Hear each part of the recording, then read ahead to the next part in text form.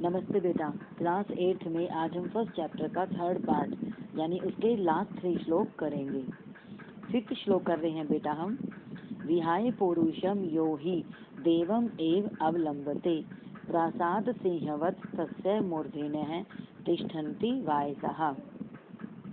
विहाय छोड़कर, पौरुषम परिश्रम को, यो जो, ही निश्चय से ही, दैवम भाग्य के, अवलंबते सहारे रहता है। जो व्यक्ति परिश्रम को छोड़कर केवल भाग्य के सहारे रहता है कि मेरे भाग्य में होगा तो मुझे मिल जाएगा। प्रासाद सिंहवत तस्य मूर्धन्यः, महल के शेर के समान उसके सिर पर केवल कौवे बैठते हैं। यानी बेटा आप लोगों ने देखा होगा महल के ऊपर शेर बने होते हैं, ठीक है, और उनके ऊपर केवल कौवे बैठते हैं, बाकी उनका कोई भी मतलब नहीं होता। उसी प्रकार उस व्यक्ति का कोई अस्तित्व नहीं होता जो परिश्रम को छोड़कर केवल और केवल भाग्य के सहारे रहता है। फिर से देखो बेटा, जो व्यक्ति परिश्रम को छोड़कर केवल भाग्य के सहारे रहता है उस व्यक्ति के सिर पर महल के शेर के समान केवल कौवे बैठते हैं। 6th करेंगे बेटा हम। पुष्प पत्र फल छाया मूल वलकल दारू भी धन्या महीरुहा येषाम विमुख यान्ति न अर्थिनः।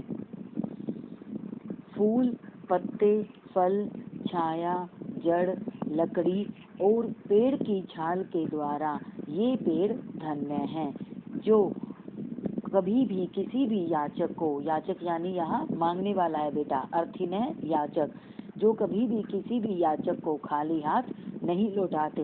यानी पेड़ हमें बेटा इतनी सारी चीजें देते हैं और कभी भी कोई भी जो इनके पास याचक मांगने के लिए कुछ भी जाता है तो वो उन्हें खाली हाथ नहीं लौटाते। फिर से देख लो बेटा, फूल, पत्ते, फल, छाया, जड़, लकड़ी और पेड़ की छालों के द्वारा ये पेड़ धन्य हैं, जो किसी भी याचक को खाली हाथ नहीं लौटाते।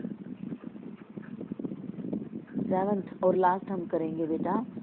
चिंतनिया ही विपदाम आदाव एक प्रतिक्रिया न कूप खननम युक्तम प्रदीप्ते वहनीना ग्रहे।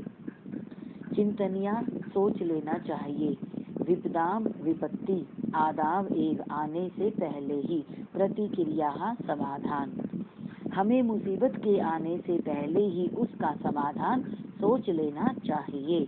क्योंकि न कूप खननम युक्तम प्रदीप्ते वहनीना ग्रहे, घर में आग लगने के बाद कुआं खोदना उचित नहीं होता।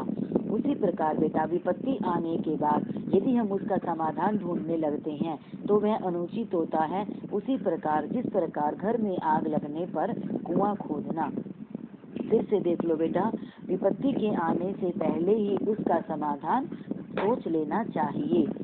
विपत्ति आने के बाद उसका समाधान ढूंढना उसी प्रकार अनुचित है जिस प्रकार घर में आग लगने के बाद कुआं खोदना। ओके बेटा, क्लियर है आप सबको ये?